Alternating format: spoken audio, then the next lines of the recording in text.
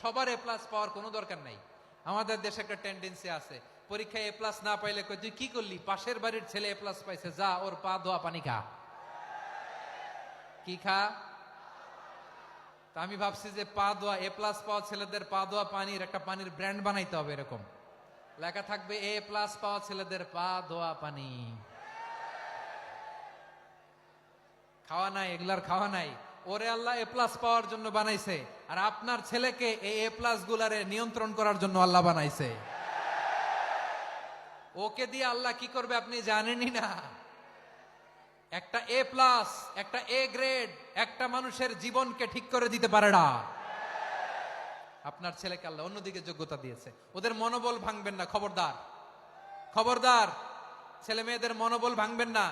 যাকে দিয়ে যেটা হবে তাকে দিয়ে সেটা করতে হবে, তার প্রতিভাকে সেভাবে কাজে লাগাতে হবে। তাহলে বাংলাদেশ, আমাদের এই জনসংখ্যা জনসম্পদে রূপান্তরিত হবে।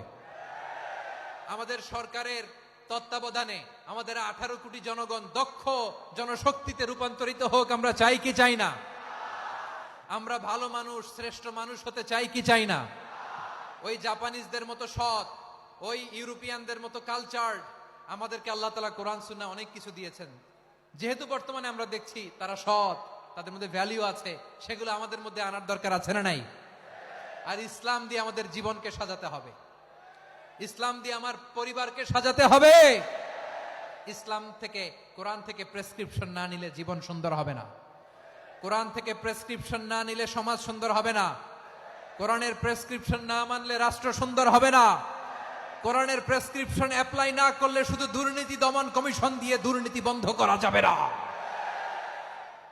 এজন্য কোরআনের আইন আমরা চাই কি চাই না? প্রিয় ভাইয়েরা, হিউম্যান রিসোর্স ডেভেলপমেন্ট, মানব সম্পদের উন্নয়ন, আমাদের সরকার যেন এদিকে নজর দেয়। আমরা যেন এই ব্যাপারে যত্নবান হয়ে উঠি। যাকে আল্লাহ যে যোগ্যতা দিয়েছে, এই যোগ্যতা দিয়ে আমরা যেন ইসলামের জন্য, দেশের জন্য কাজ করি। আমরা যেন আমাদের স্কিল ডেভেলপ করি, আমাদের পটেনশিয়ালকে ডেভেলপ করি। মোরালিটি, ভ্যালিউজ নিয়ে শায়েখ আহমদুল্লাহ আলোচনা করেছেন, এগুলো দিয়ে যেন আমরা আমাদেরকে সাজাই। আল্লাহ তাআলা আমাদের দেশকে তুমি নিরাপদ করো, আমরা পড়ি আমিন। আল্লাহ আমার 18 কোটি জনগণকে তুমি জনশক্তিতে রূপান্তরিত করো, আমিন।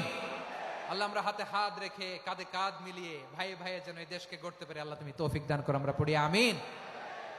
আমার প্রিয় মহিউদ্দিন ভাই বলেছেন, হুজুর এমন একটা ঘোষণাপত্র দিয়ে যাবেন আজকের এই ঐতিহাসিক যশোরের প্রোগ্রামে, যেটা গোটা বাংলাদেশে মানুষ এটার উপর আমল করে।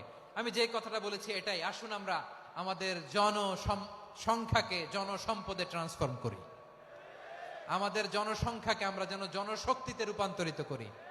জনসংখ্যাকে ট্রান্সফর্ম করে জনশক্তি দিয়ে আমরা যেন আগামীর বাংলাদেশ, স্বাধীন বাংলাদেশ 2.0 কে গড়ে তুলি। আল্লাহ তাআলা আমাদের সবাইকে কথাগুলো বোঝার, আমল করার তৌফিক দান করুন। এই জেনজি, ক্ষমা করে দিও আমাকে, অনেক ধমক দিছি, বকা দিছি। আল্লাহ তোমাদেরকে করুক, কবুল করুক, যশোরবাসীকে কবুল করুক, আর দিনকে কবুল করুক, এই মেডিকেল কলেজকে কবুল করুক, ইসলামের জন্য বাঁধ ভাঙা এই জোয়ার এবং উচ্ছ্বাসকে আল্লাহ তাআলা কবুল করুক। হাযা মা ইনদি ওয়াল ইলমু ইনদাল্লাহ আলাইহি তাওয়াক্কালতু ওয়া ইলাইহি উনীব। সুবহানাকাল্লাহুম্মা ওয়া বিহামদিকা আশহাদু আল্লা ইলাহা ইল্লা আনতা আস্তাগফিরুকা ওয়া আতুবু ইলাইক। আল্লাহুম্মা আমিন।